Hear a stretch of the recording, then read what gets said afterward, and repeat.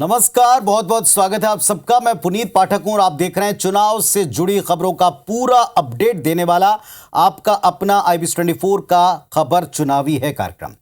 खबर चुनावी में आज के तमाम सियासी सरगर्मियों से आपको अपडेट कराने का सिलसिला शुरू करते हैं। सबसे पहले बताते हैं वो सबसे बड़ी अटकल जिस पर आज लग गया विराम। तो कांग्रेस पार्टी के दिग्गज नेता पूर्व सीएम पूर्व केंद्रीय मंत्री कमलनाथ और उनके बेटे जो कि सांसद हैं छिंदवाड़ा से नकुलनाथ कांग्रेस छोड़कर कहीं नहीं जा रहे। उनके बीजेपी में जाने की अटकलें पिछले 3 से 4 दिनों से लगातार मीडिया में गरमाती रहीं। सीनियर नेता विधायक कमलनाथ के करीबी सभी उनके पास यही सवाल पूछ रहे थे। उन्होंने किसी सवाल को खारिज नहीं किया, अटकल को खारिज नहीं किया। लेकिन आज अपने समर्थकों से मुलाकात के बाद पूर्व मंत्री सज्जन सिंह वर्मा ने बाहर आकर कहा कि ना तो कमलनाथ ना तो नकुलनाथ दोनों बीजेपी में नहीं जा रहे हैं। कमलनाथ के साथ बैठक के बाद सज्जन सिंह वर्मा ने प्रेस कॉन्फ्रेंस में यह सबको बता दिया कि बीजेपी में जाने के सवाल पर कमलनाथ क्यों कुछ बोलें, क्योंकि उन्होंने कभी कहा नहीं, ये काल्पनिक सवाल था। यह भी कहा कि यह मीडिया और भारतीय जनता पार्टी का एक तरह से शगुफा था चुनावी तौर पर, लेकिन वे कहीं नहीं जा रहे हैं। यह भी कहा कि नकुलनाथ कांग्रेस पार्टी के टिकट पर ही छिंदवाड़ा से दोबारा चुनाव लड़ेंगे।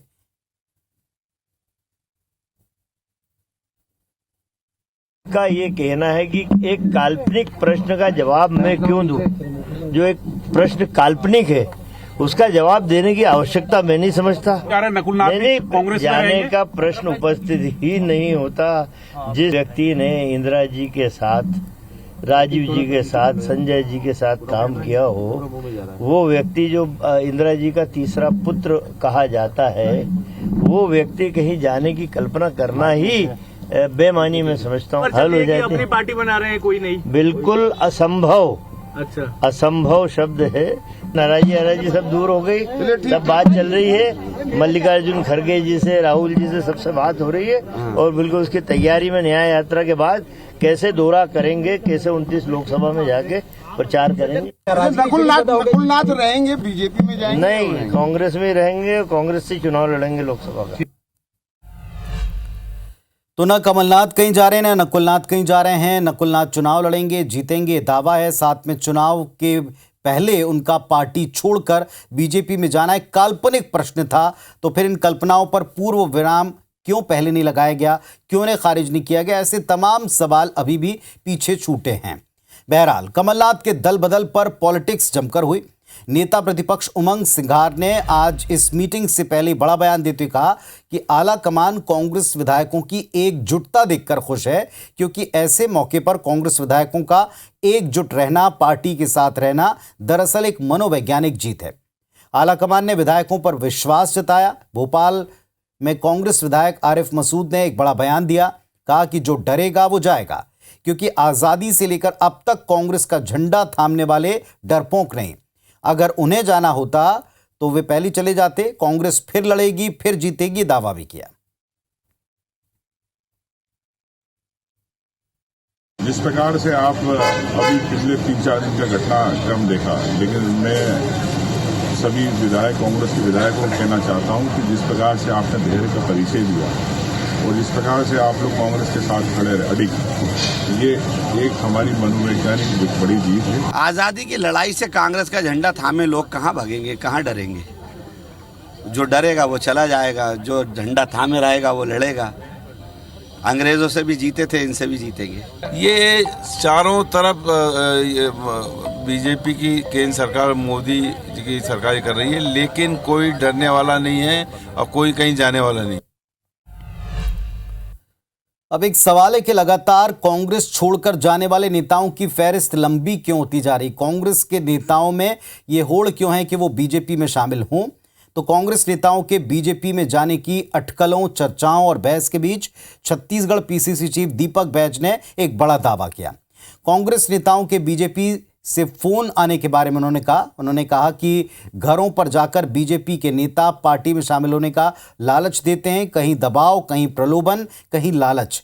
दरअसल ये इन प्रकार किसी भी तरीके से बीजेपी में शामिल होने के लिए कांग्रेसियों पर एक प्रेशर है और इसी वजह से ये नज़ारा दिखाई पड़ता है। हालांकि इस पर पूर्व विधायक श्रीचंद सुंदरानी ने बीजेपी की तरफ से पलटवार किया, कहा कि भाजपा एक अच्छी पार्टी है और कांग्रेस एक डूबता जहाज है, इसीलिए सब उसको छोड़कर आ रहे हैं। बीजेपी को किसी को बुलाने की जरूरत ही नहीं है।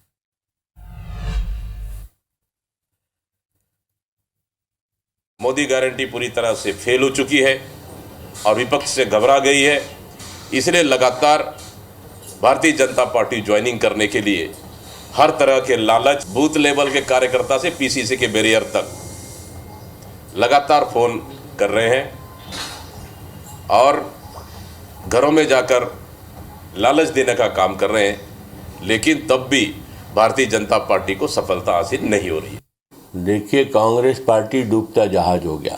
45 साल के कमलनाथ, जो इंदिरा जी के तीसरे पुत्र के रूप में अपने आप को मानते थे, वो जब जाने को तैयार हो गए खुद ब खुद, वो चक्कर काट रहे दिल्ली में भारतीय जनता पार्टी के नेताओं के। वे स्वयं भारतीय जनता पार्टी के पास आ रहे हैं। भारतीय जनता पार्टी के नेताओं को क्या जरूरत पड़ी? विश्व की सबसे बड़ी पार्टी है कि हम खुद फंसे लोगों को फोन करें या बुलाएं। कमलनाथ नकुलनाथ के बीजेपी में जाने को लेकर दिल्ली में दिन भर उठापटक भी दिखाई पड़ी। अटकलों पर कांग्रेस विधायक सज्जन सिंह वर्मा ने विराम तो लगा दिया कि कमलनाथ कहीं नहीं जा रहे, नकुलनाथ लोकसभा का चुनाव कांग्रेस के टिकट पर लड़ेंगे, जीतेंगे। लेकिन सियासी उठापटक के बीच में मंगलवार को कांग्रेस ने एक बड़ी बैठक बुला ली है। प्रदेश प्रभारी जितेंद्र सिंह विधायकों से 1-to-1 चर्चा करने वाले हैं। पीसीसी चीफ जीतू पटवारी इस मौके पर बैठक में शामिल होंगे।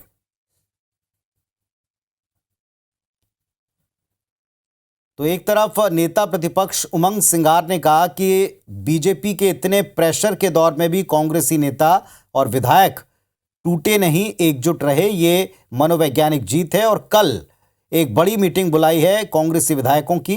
पीसीसी में इस मीटिंग में सभी नेता शामिल होंगे।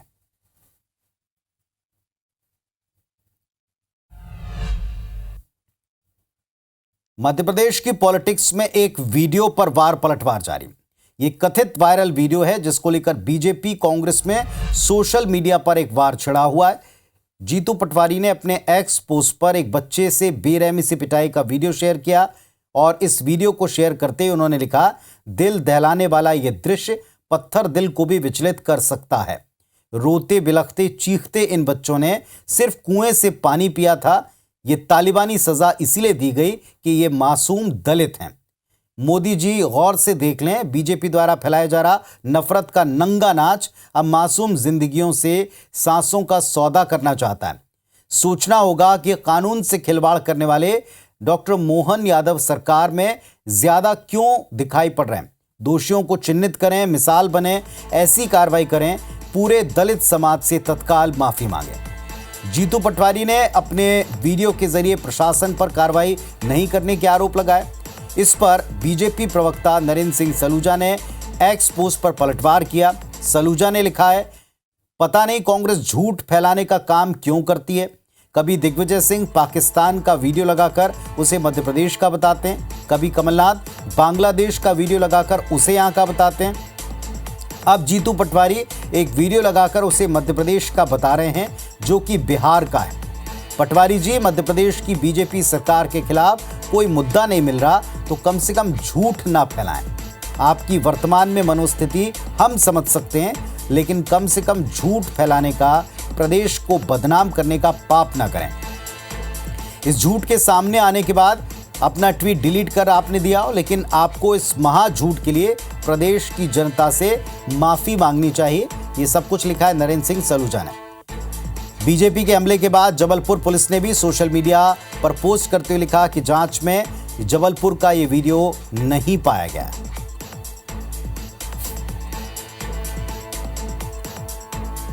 तो एक वीडियो है जिस वीडियो को आप देख पा रहे हैं और इसी वीडियो के आधार पर जीतू पटवारी, कांग्रेस पार्टी प्रदेश अध्यक्ष मध्य प्रदेश के, उन्होंने सीधे तौर पर नरेंद्र मोदी, बीजेपी सरकार, केंद्र, इन सबको निशाने पर लिया। पलटवार में नरेंद्र सिंह सलूजा ने कहा कि यह बिहार की तस्वीर है, ना कि मध्य प्रदेश की।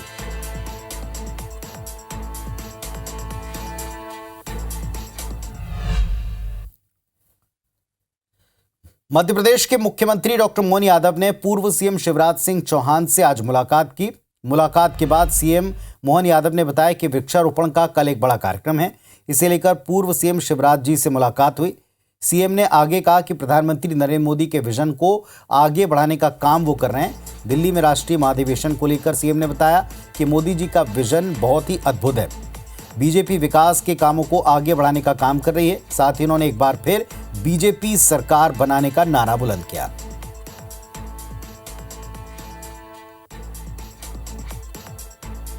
सब मिल करके पर्यावरण को लेकर माननीय मोदी जी का जो स्वप्न है उसको सार्थक करने के लिए आगे बढ़े। दिल्ली अधिवेशन में तो माननीय मोदी जी का जो विजन है वो अद्भुत है और भारतीय जनता पार्टी लगातार पूरे अच्छे विकासात्मक कामों के साथ के माध्यम से निश्चित रूप से फिर एक बार भाजपा सरकार, फिर एक बार मोदी सरकार।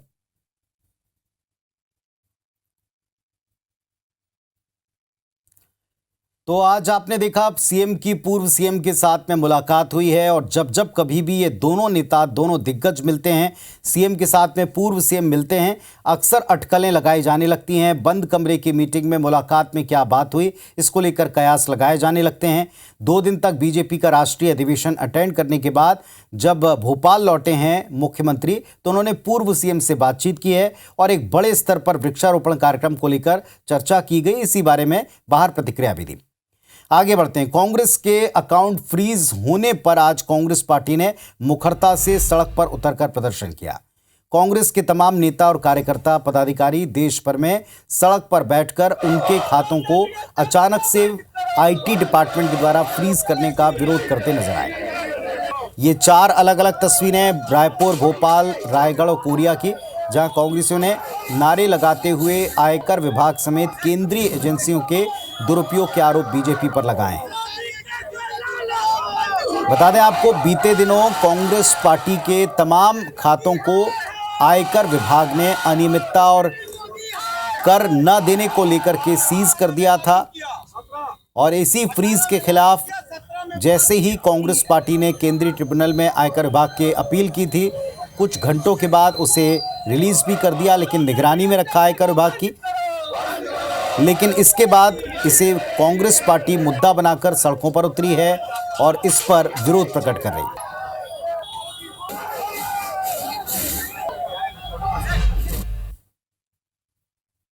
कई सरकारें आई और चली गई, कभी किसी राजनीतिक पार्टी का कोई अकाउंट कभी फ्रीज नहीं किया गया। लोकसभा चुनाव सामने है और कांग्रेस पार्टी का अकाउंट ही सीज नहीं किया गया। कांग्रेस के मध्य प्रदेश के 100 लोगों को नोटिस दिए गए हैं दिल्ली में पेश होने के लिए। तो कुल मिला के ये एक दबाव क्रिएट करने की कोशिश की जा रही है केंद्र सरकार ने। लोकतंत्र की बर्बादी और सरकारी एजेंसियों का दुरुपयोग केंद्र सरकार कर रही है, उसके हम सब लोग निंदा करते हैं और इसीलिए आज यहाँ बैठे हैं। और ये पहली बार देश में हो रहा है कि सरकारी एजेंसियों का इस तरह का दुरुपयोग हो रहा है। उधर प्रधानमंत्री नरेंद्र मोदी लगातार अपने संकल्प और अपनी सरकार के कामों को प्रसारित करने में जुटे हैं। यूपी के लखनऊ में ग्राउंड ब्रेकिंग सेरेमनी के तहत आज यूपी में बड़े इन्वेस्टमेंट समिट का शुभारंभ हुआ। ग्लोबल इन्वेस्टर समिट की 4थी ग्राउंड ब्रेकिंग सेरेमनी है। उत्तर प्रदेश में 10 लाख करोड़ से ज्यादा की परियोजनाओं का आज उद्घाटन भी हुआ। 14,000 करोड़ से ज्यादा परियोजनाओं का उद्घाटन यहां किया गया और एक बड़ा संकल्प यूपी सरकार का, बीजेपी का पूरा होता दिखा।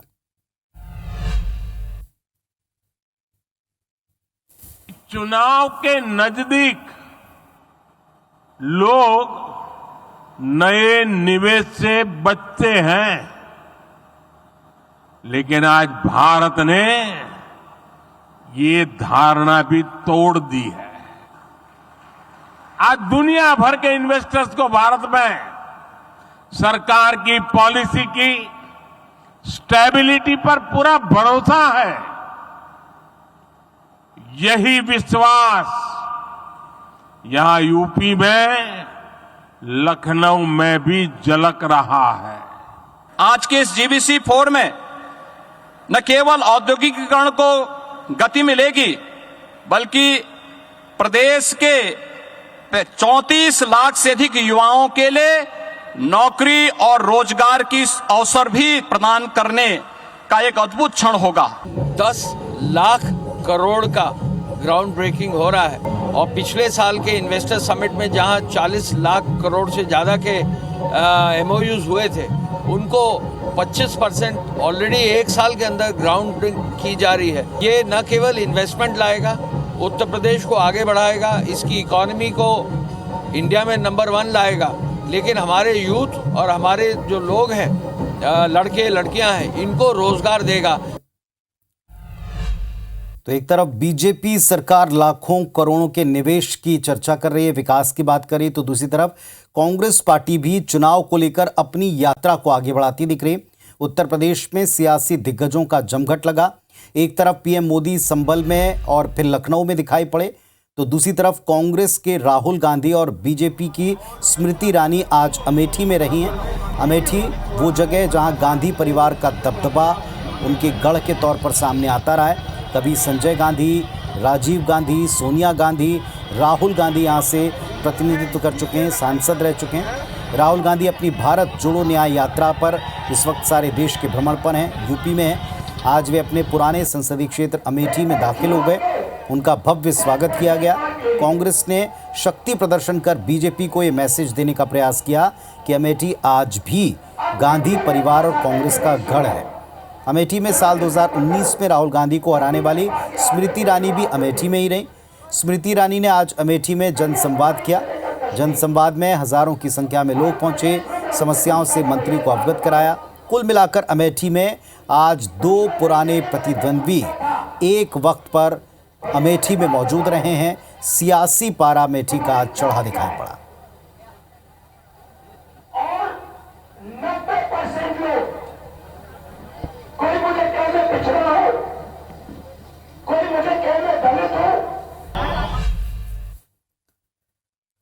तो एक तरफ तो एक सवाल चल रहा था कि कमलनाथ क्या बीजेपी में जा रहे हैं, तो दूसरी तरफ एक सवाल चल रहा है कि अखिलेश यादव क्या राहुल की यात्रा में आ रहे हैं।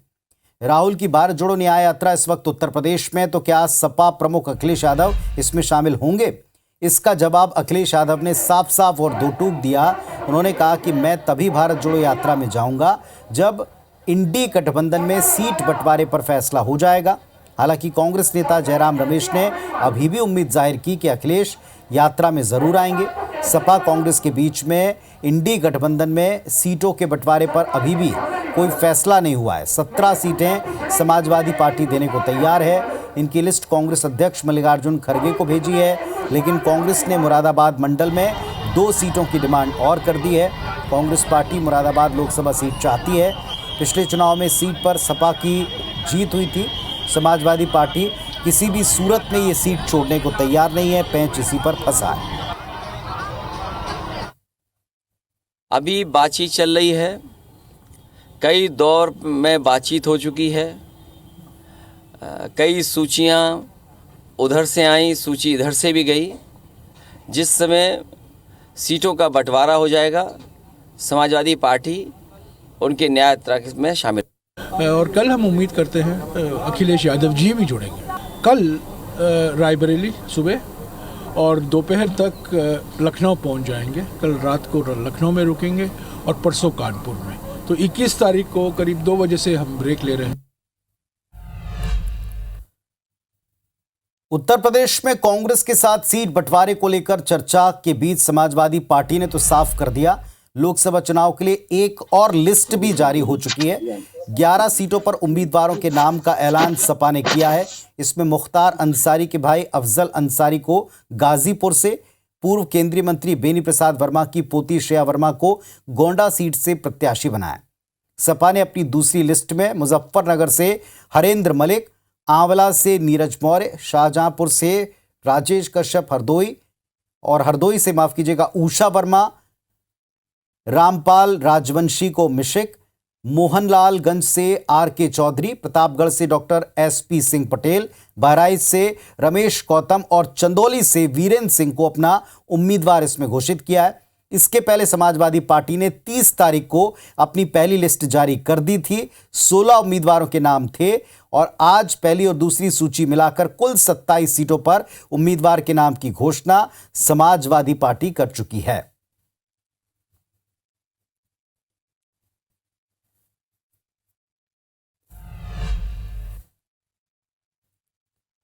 वैसे समाजवादी पार्टी के भीतर क्या सब कुछ ठीक चल रहा है?